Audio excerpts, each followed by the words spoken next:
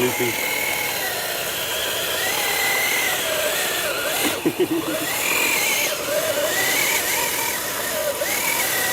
Suction. Oh.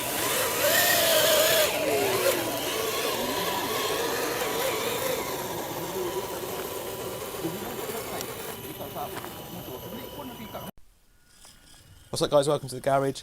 Today we've got quite a long video and this is a how-to, and this is to answer a question that quite a few people ask me in the comments when I say I put a new motor in it or I put a new servo in it, etc. They ask me what I've done or how I've done it, and this video will explain that. I've put the running bit at the start because those of you that already know what to do here, you don't need to watch the whole video unless you really want to. It's quite long, so I'd definitely grab a coffee before you do sit down to watch it. This is fully upgraded now, running that WPL B36 gearbox, full metal gear, servo, and all the electronics that go with it, so transmitter, receiver and ESC. All the links are in the description to what I've used, and I will explain as we go through the video parts I've used and how to fit them. As you can see, this thing's really capable. So this was a ready to run version. The ready to run version comes with non-proportional steering, so it's either on or off, there's no control in between. Comes with a tiny little 130 underpowered motor, which is alright if you get a run up, but there's certainly no way that 130 motor would be able to do what this thing is doing now.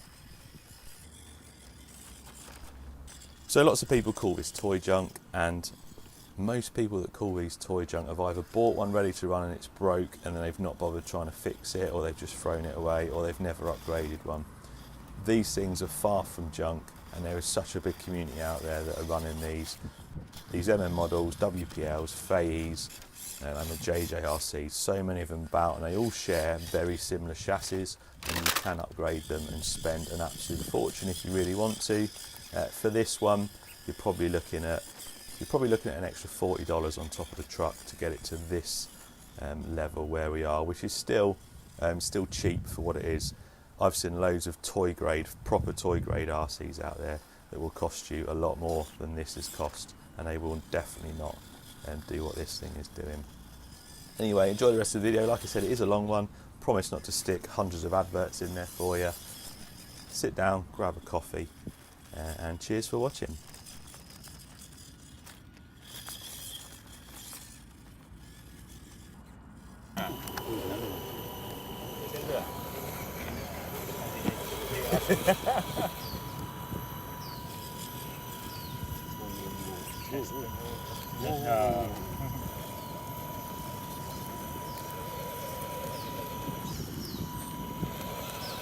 What's up guys, welcome to the garage. Today we are doing a toy grade to hobby grade how to. I've been asked this question quite a few times when I show some of my trucks and stuff like that. A few people do ask, how did you do that? How have you converted that? What did you use? Etc, etc. So I'm going to do a quick how-to video. Try not to drag it out too long. So a few simple steps to do something that's dominant toy grade. First thing we'll definitely do is a transmitter and receiver. Now these range from anywhere from sort of $15, $20 all the way up to hundreds of dollars. So this one, $3 channel. These are like this one,